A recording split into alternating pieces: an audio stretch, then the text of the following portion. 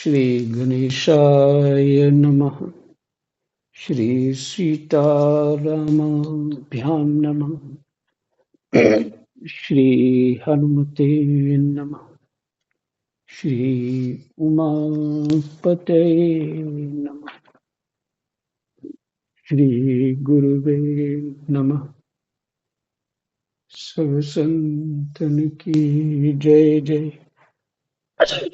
जय जय सीताराम। राधे श्याम।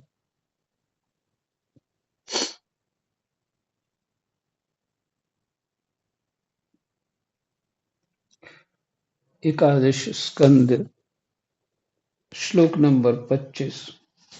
राम राम। अध्याय नंबर 25 और प्रसंग है तीनों गुणों की वृत्तियों का निरूपण।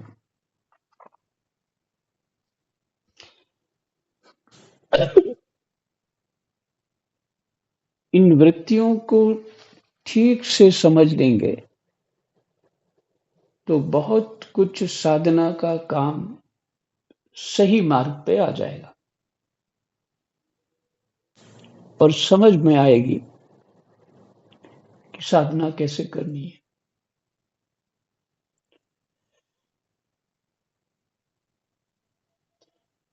एक महात्मा जी, एक दृष्टांत आपको सुना रहा। एक महात्मा जी गीता पढ़ाते थे।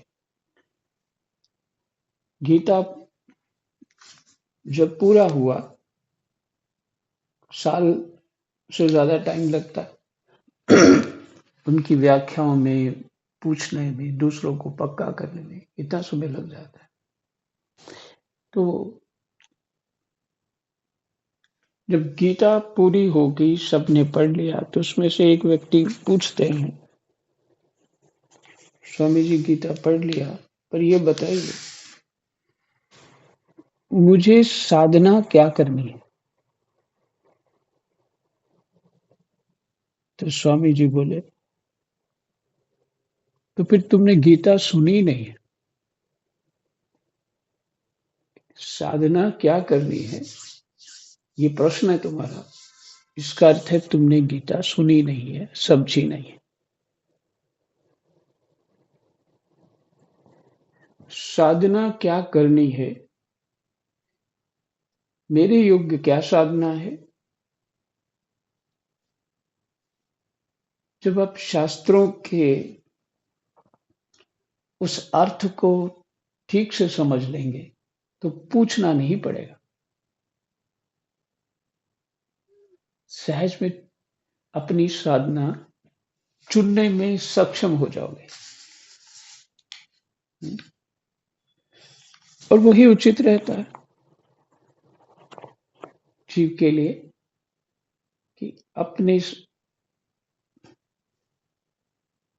अपनी जो वृत्तियां क्या है उसको समझना है,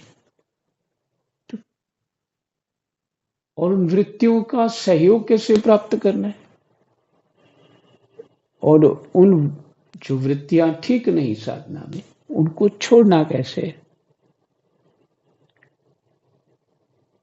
जिसमें मन भी व्यग्र ना हो जाए, चित्त भी अशांत ना हो जाए या उदास ना हो जाए।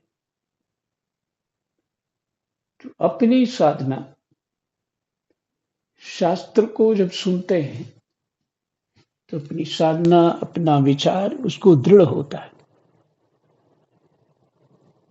रोग तो वहीं से समाप्त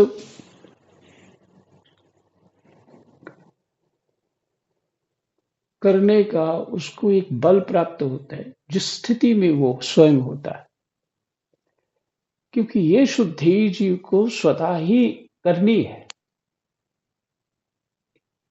गुरु जी उपाय बताएंगे, जहां नहीं देख पाते हो वहां की बात सुना देंगे, लेकिन करना स्वयं है। वो करना स्वयं है। हम्म, अगर अपनी भूख मिटानी है तो जो अन्न है वो स्वयं ही खाना है। अब वो भूख हमें लगी है, आवश्यकता हमें है, और खिला दिया जाए, कोई खा ले हमारे हिस्से का, तो हमारी भूख नहीं मिटने वाली। और ये बात है कि अगर अपना समर्पण, पूरा पूरा ध्यान दें इस तरफ, अपना भगवान के प्रति समर्पण हो, माने श्रद्धा युक्त भाव हो भगवान के प्रति, श्रद्धा और दीनता युक्त भाव हो, तो भगवान की वाणी अच्छी लगेगी और उनके वचनों में भी श्रद्धा होगी और बात जल्दी समझ आ जाएगी। श्रद्धा वाले को जानते हैं, श्रद्धावान लभते ज्ञानम, तो बात जल्दी समझ में आएगी। और श्रद्धा ना हो, विचार ही हो, तो श्रद्धा देर से आएगी, और श्रद्धा अपने बल से नहीं आती है, वो भगवत कृपा से आती है। क्योंकि पहले अपनी विचार रूपी खुराफात, उसको धोएंगे तभी कुछ होगा, श्रद्धा आएगी। हमारे विचार ही विचित्र है। एक होते भगवान ने वर्णन किया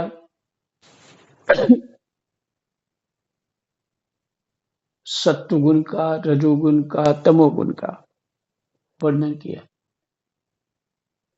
पर हमारी कोई एक गुण आगे नहीं है, हमारे तीनों ही गुण मिक्स हैं।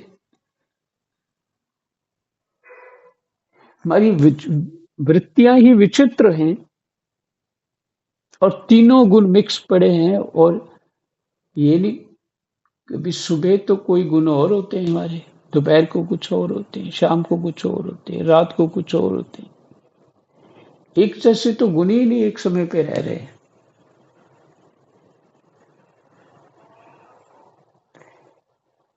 तो ये जो भगवान की बात जो है, समझने में, श्रद्धा होने में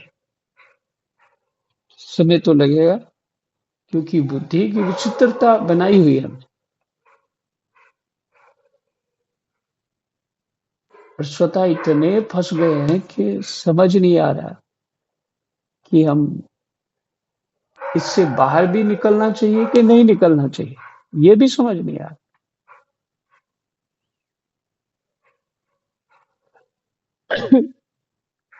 तो ठीक है, पाठ शुरू करते हैं। श्लोक नंबर है 30वां।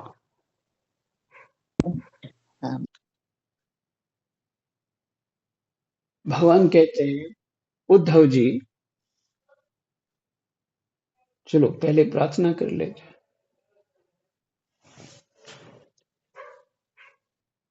कृष्णाय वासुदेवाय हरये परमात्मने प्रणतः क्लेशनाशाय गोविन्दाय नमो नमः। गोविन्दाय नमो।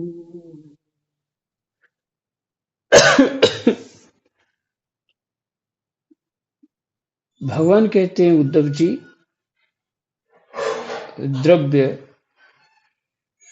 वस्तु, देश, फल, काल, ज्ञान, कर्म, कर्ता, श्रद्धा, अवस्था, देव मनुष्य तिर्यगादि शरीर और निष्ठा सभी त्रिगुणात्मक हैं। राम राम। शोर आ रहे, इसको बंद करें।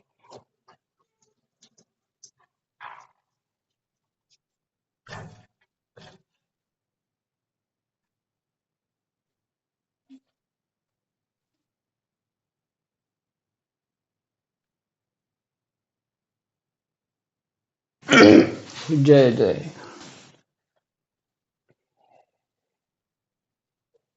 भगवान कहते हैं उद्धव जी, द्रव्य में वस्तु, देश में स्थान, फल काल ज्ञान कर्म कर्ता श्रद्धा अवस्था देव मनुष्यादि तिर्गादि, मनुष्य और तिर्गादि, त्रिया त्रियाग त्रिगा त्रियागादि, त्रियागादि, ठीक है।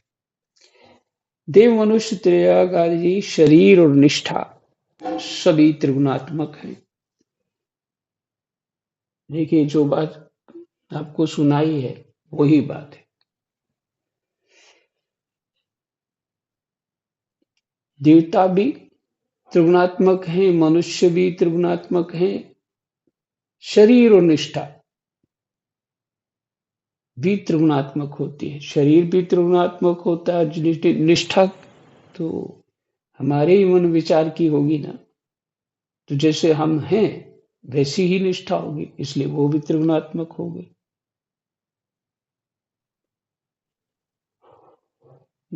गीता जी में वर्णन है, बुद्धि, श्रद्धा, कर्म, ये सभी ये त्रिगुणात्मक होता है।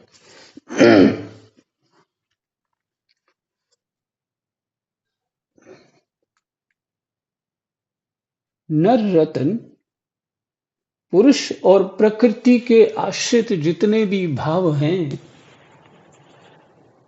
पुरुष और प्रकृति के आश्रित जितने भी भाव हैं, सभी गुणमय है। तो और तो इसके अतिरिक्त तो कुछ है ही नहीं जगत में, पुरुष और प्रकृति ही है, अर्थात आत्मा और भगवान की प्रकृति माया।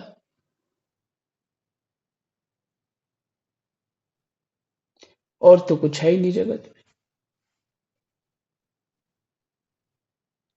सभी गुणमय हैं, जितने भी भाव हैं सभी गुणमय हैं।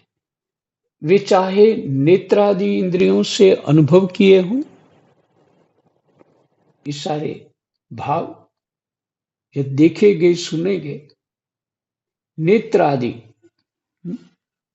नेत्रादि में पांचों ज्ञान इंद्रियां से अनुभव जो होता है वो सब आ गया।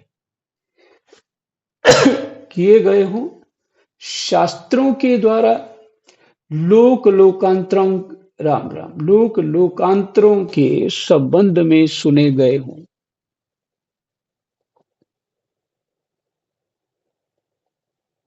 जो सुने गए हैं वो भी, अथवा बुद्धि के द्वारा सोचे विचारे गए हों,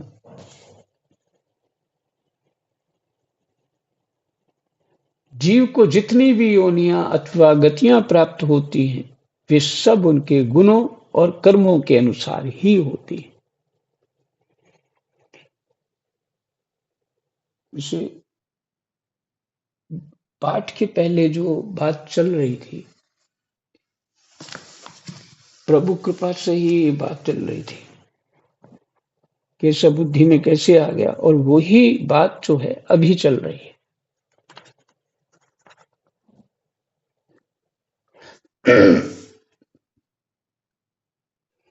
बुद्धि हमारी त्रिगुणात्मक है, मन भी त्रिगुणात्मक है, इंद्रियां भी, उनसे जो अनुभव होता है सबको एक समान नहीं होता। जैसे हम, जिस ढंग के हम हैं, अर्थात जैसे जैसे तीनों गुणों का मिश्रण जो है कम ज्यादा है, उसके अनुसार हमारी जगत की अनुभूतियां होती हैं, सुख दुख होते हैं।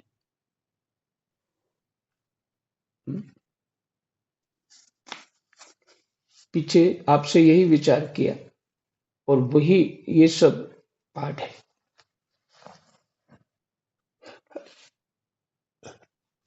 राम।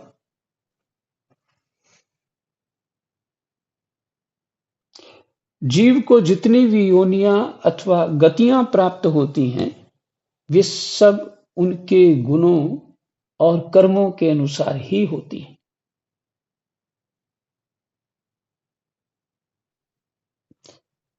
कितनी सावधानी चाहिए, कौन सी गति चाहिए, ये हमारे पे निर्भर है। और इस समय जिस गति को हम प्राप्त हैं, वो भी हमने ही निर्माण किया, किसी दूसरे ने नहीं। हमारी सारी स्थितियां हमने ही निर्माण करी हुई थी। उसके सुख दुख जो भी भोगे हैं, वो सब हमारे थे, हमारे कर्म थे, उसका ही परिणाम है। और जीव वही काल कर्म देश सब पे कहता कि नहीं, उसने दुख दिया। और द्वेष बुद्धि बनाए रखता है जीवन भर, जीवन भर द्वेष बुद्धि बनाए रखता है। अब उसको कोई नहीं छुड़ा सकता, क्योंकि उसने भगवान को तो इतना चित्त में बसाया नहीं जितना द्वेष को बस। द्वेष जितना गंभीरता से दूसरे को हृदय में बसा लेता है, शत्रु जितना हृदय में बसता है, इतना और कोई नहीं बसता। इसलिए रावण इत्यादि ने सनकादि ऋषियों से मांगा कि इतने 7 जन्म तो हम कठिन है, भगवान से दूर रहेंगे, तो क्या करें? तो सनकादि ऋषियों ने कहा कि तुम, एक उपाय है, तुम भगवान से पृथ्वी पे जाके द्वेष करना। तो वो किया, रावण ने किया, हिरण्याकश्यप ने किया, कंस ने किया। इन्होंने सबने द्वेष किया, तो जल्दी हो गया इनकी मुक्ति। पर शास्त्र में ये आज्ञा नहीं देता। वो तो पार्षद थे, ये सभी पार्षद हैं भगवान के। जय विजय वही तो पृथ्वी पे आए थे, वो भी भगवान की लीला में शामिल होने के लिए, भगवान की इच्छा थी।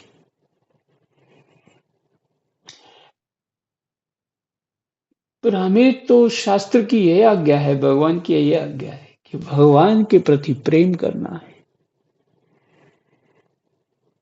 निष्कामता भाव होना चाहिए भगवान की आज्ञा पालन में। क्योंकि यदि तुमने सकाम किया तो प्रेम तो वहां रहा ही नहीं।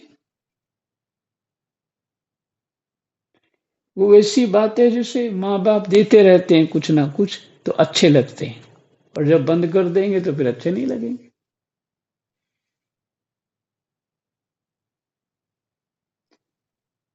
तो यही हम भगवान को याद करते हैं, वहां से कुछ मिलता है। लेकिन जिस वस्तु को प्राप्त करना है, वो सत्संग ही बता सकता है, गुरु ही बता सकता है। और भगवान सबके गुरु हैं, ये सब भागवत जी में भगवान ही सबके गुरु हैं।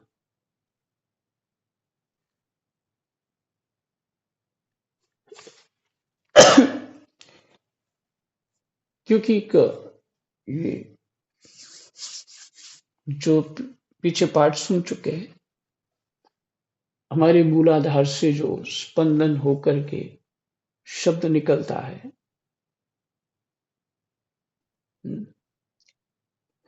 वो सभी भगवान के ही कृपा से होता है। किसी के बस में नहीं है कोई 4 शब्द ठीक से बोल पाए। भगवान ही कृपा करते हैं, सुनने वाले पे और सुनाने वाले पे। दोनों पे कृपा समान रूप से होती है।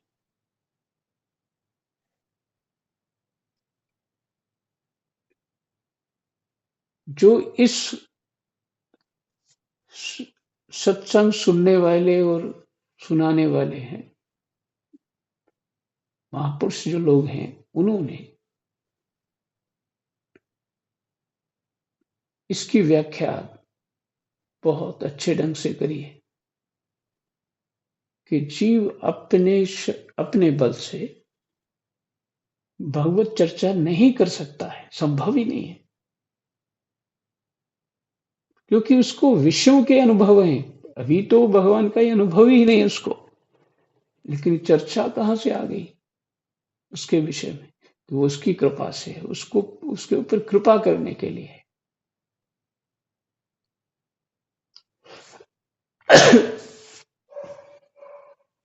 तो सुनना और सुनाना ये तो भगवत कृपा से ही हो सकता है, ऐसे नहीं हो सकता, संभव ही नहीं है। ऐसी बात सुनना, मन उसमें लगना, ये संभव नहीं है।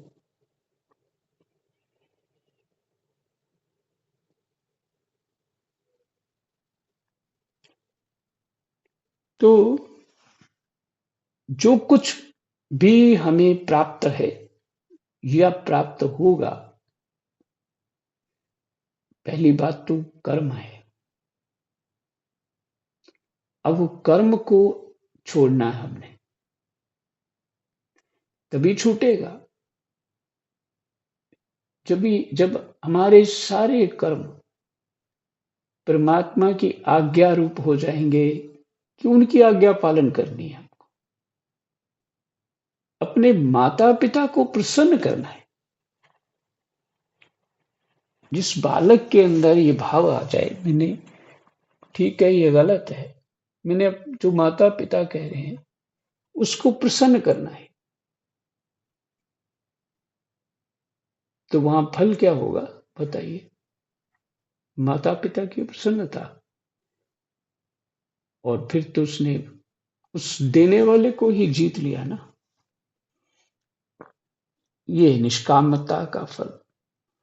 लेकिन फिर फल ये शब्दोचित नहीं है। प्रसन्नता भगवत प्रेम है। अपने आप को जीव कैसे प्राप्त हो पाएगा? यदि भगवान की आज्ञा का पालन करे।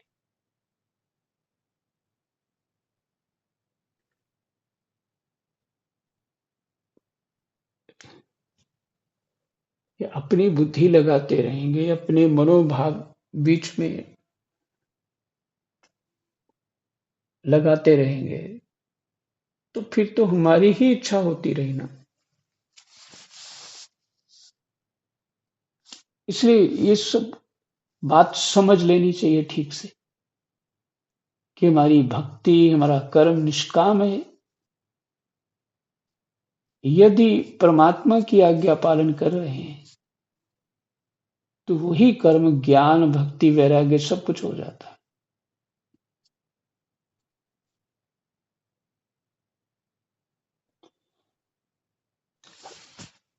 जय श्री राम। तो भगवान कहते हैं, हे सौम्य, सबके सब गुण चित्त से ही संबंध रखते हैं, इसलिए जीव उन्हें अनायास ही जीत सकता है।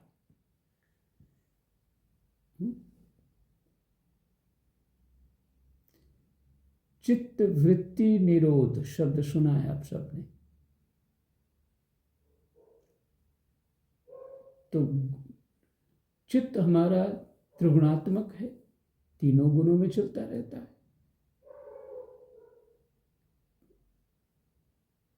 चित्त की वृत्तियां हमारी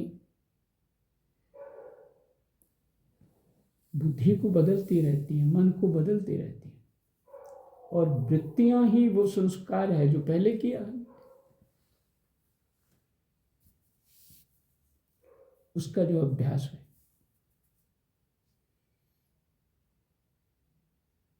और यदि वृत्तियां ही भजन साधन वाली बन जाएं तो सब प्रकार की शुद्धि हो जाती है और वो जो आत्म तत्व है स्वतः ही खिल उठता है, स्वतः ही खिल जाता है, स्वतः ही प्रकाशित हो जाता है। इसलिए जो नित्य नियम होते हैं हमारे, उनको बहुत गंभीरता से समय से करना चाहिए।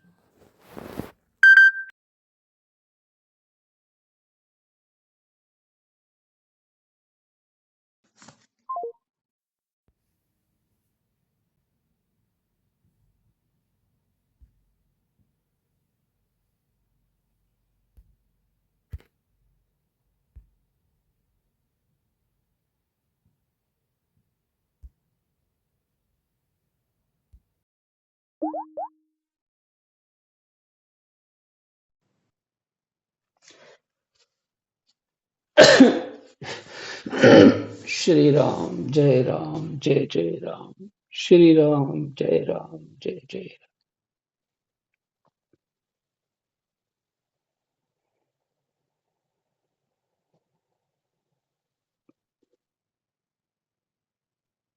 भगवान कहते हैं, हे सौम्य, सबके सब गुण चित्त से ही संबंध रखते हैं, इसलिए जीव उन्हें अनायास ही जीत सकता है।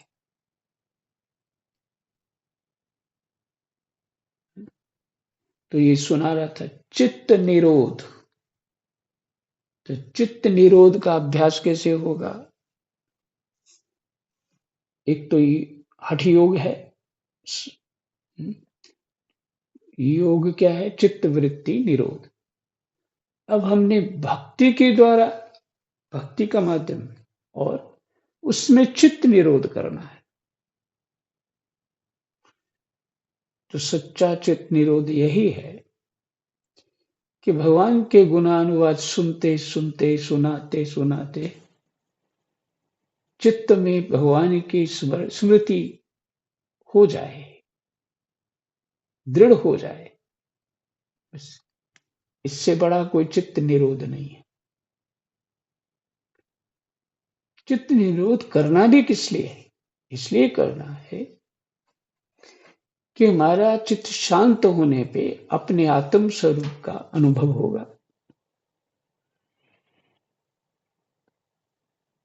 और ये कहते हैं, जिनको अनुभूति है, कि समाधि भी जो है वो लक्ष्य नहीं है जीव का, वो प्राप्ति नहीं है, अभी कुछ बाकी है। तो बड़ा अच्छा ढंग, सरल ढंग और बहुत मजबूत, सब तरह से बचाने वाला हमको, वो है भगवान के गुणानुवाद सुनना, नाम जप करना, अपने संयम नियम जो भी नित्य नियम उसको ठीक ठीक करना, समय पे करना, भगवान का स्मरण करते, नाम जप करना, जो भी करते हैं करते रहना। और जितना बन पाए अधिक से अधिक चित्त वृत्ति को दौड़ाने वाला कौन है, यो हमारा ध्यान रहता है। भजन सुनते भी हुए अच्छा वो काम रह गया, वो याद आ जाता है।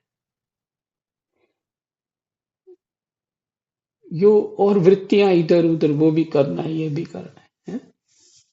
तो ये क्या है? ये वृत्ति है हमारी, ये वृत्ति है, इसका निरोध करना है। इसलिए कम से कम व्यवस्था चाहिए हमको भजन के लिए।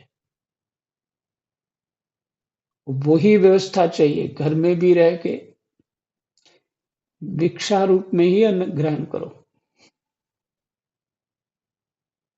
अपनी सारी जो जिम्मेदारियां पकड़ी हुई हैं, ये करना है, वो करना है, सब करना, ये छोड़ोगे तो तभी छूटेंगी, तभी चित्त निरोध हो पाएगा। और उसको भी करना है और भजन भी करना है।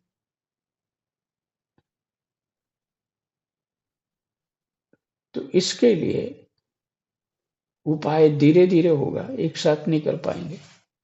धीरे धीरे अपने शरीर को देखते हुए, कोई ना कोई बहाना बनाते हुए अपने कर्मों का विश्राम करना चाहिए। गुणानुवाद में चित्त जो है एक रस कर देना चाहिए।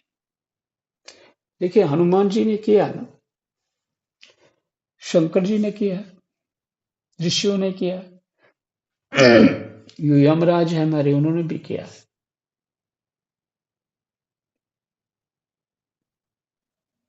ब्रह्मा ने किया है चित्त निरोध। कैसे?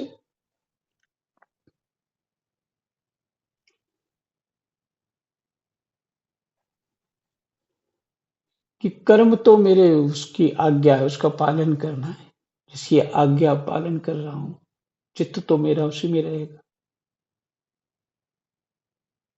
वो कर्म करने हैं कर्म शुद्धि के लिए।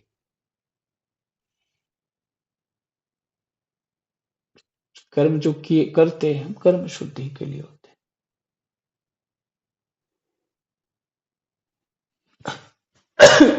संस्कारों की निवृत्ति होती है।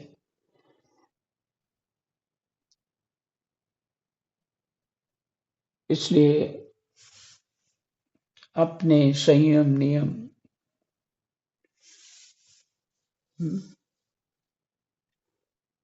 जैसे मरते दम तक लोभी जो जीव है ना, अपने धन को नहीं भूलता। गोस्वामी जी तो कहते हैं, कामी नारी प्यारी जमी, लोभी प्रिय जमीदाम, तिमि रघुनाथ निरंतर, प्रिय लागो मोहेरा।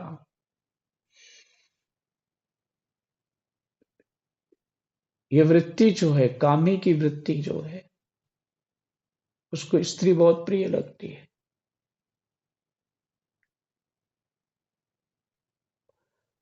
और उसमें उसकी समाधिस्थ स्थिति हो जाती। गोस्वामी जी ने तो करके दिखा दिया पूरा, कि अपनी पत्नी को कैसे मिलने गए थे।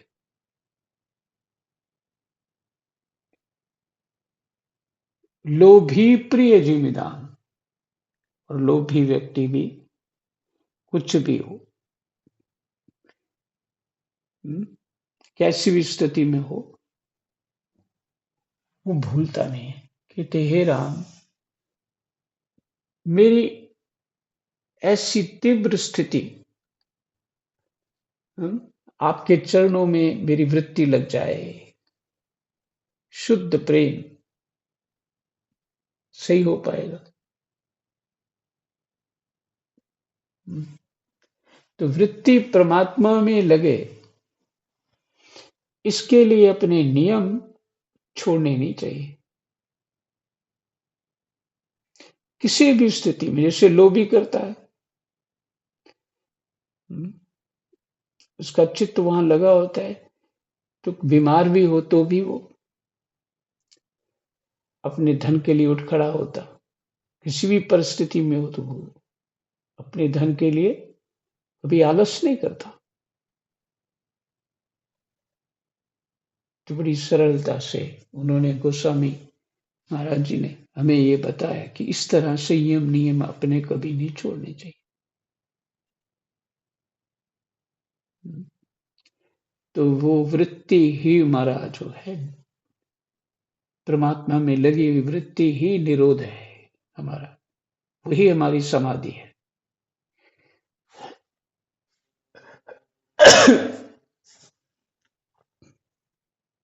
तो भगवान कहते हैं, जो जीव उन पर विजय प्राप्त कर लेता है,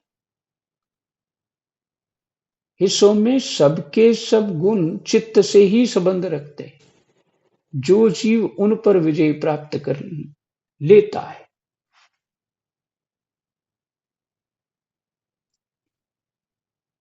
गुणों पे विजय प्राप्त कर लेता है, वह भक्ति योग के द्वारा मुझ में ही परिनिष्ठित हो जाता है।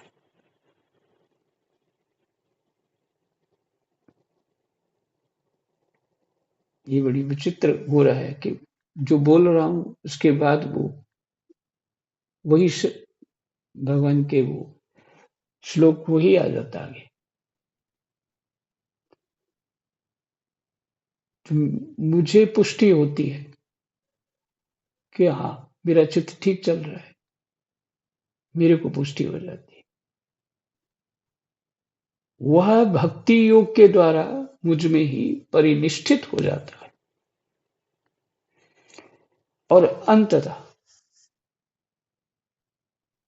मेरा वास्तविक स्वरूप, जिससे मोक्ष भी कहते हैं, प्राप्त कर लेता है।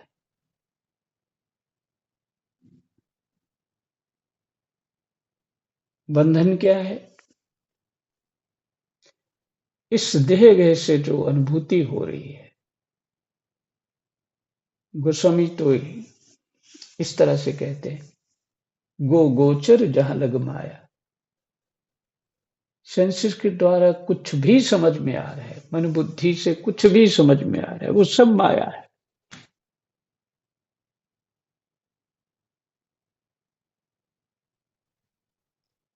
यही बंधन है। और मोक्ष क्या है?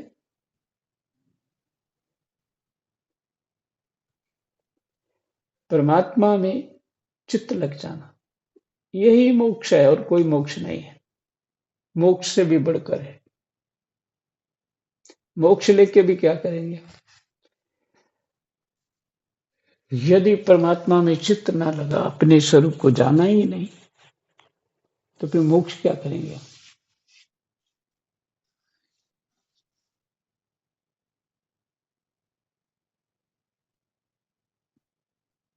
भगवान कहते हैं, यह मनुष्य शरीर बहुत ही दुर्लभ है। इसी शरीर में तत्व ज्ञान और उसमें निष्ठा रूप विज्ञान की प्राप्ति संभव है। स्पष्ट हो गया कि भगवत अतिशय कृपा है। अतिशय कृपा है। एक तो मनुष्य शरीर है, फिर भारत में है, फिर भगवान कृपा करके भागवत जी हमारे कानों तक पहुंचा रहे हैं। और क्या जीव को कृपा चाहिए?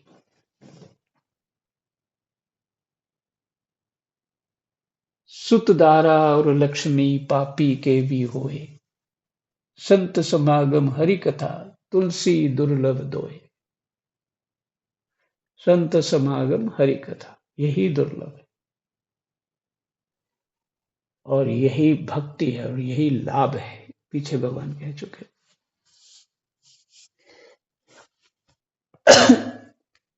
जो वस्तुएं हम चाहते हैं वो तो राक्षसों, असुरों, दुष्टों के पास भी है, तो उसको, उन वस्तुओं को हम कृपा कैसे मान सकते हैं जो वस्तु उनके पास भी है?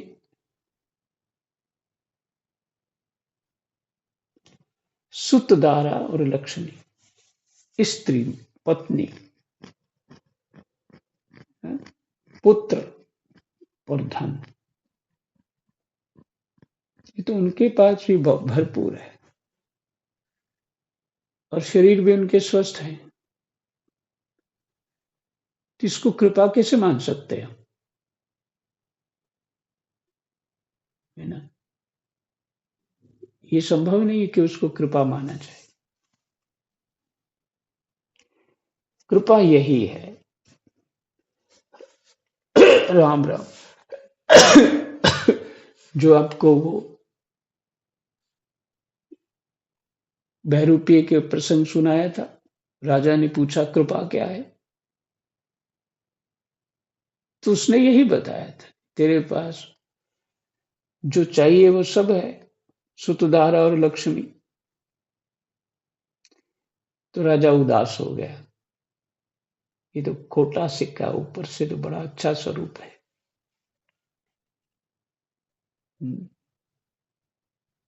तो कृपा यह है, संत समागम हरि कथा, तुलसी दुर्लभ दो।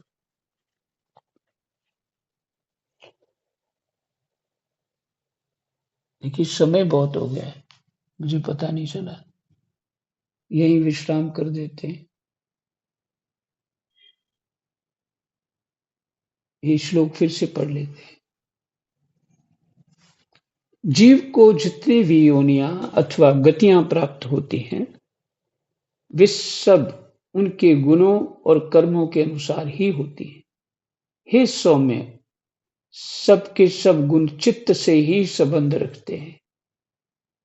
जो जीव उन पर विजय प्राप्त कर लेता है, वह भक्ति योग के द्वारा मुझ में ही परिनिष्ठित हो जाता है और अंततः मेरा वास्तविक स्वरूप, जिसे मोक्ष भी कहते हैं, प्राप्त कर लेता है।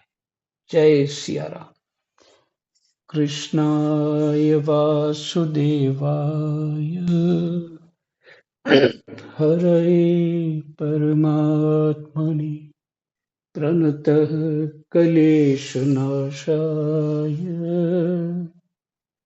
गोविंदाय नमो नमः। भगवान जी ने कलेश तो बहुत दूर कर दिया, इस सबको अनुभूति हो रही होगी। जय जय सीता।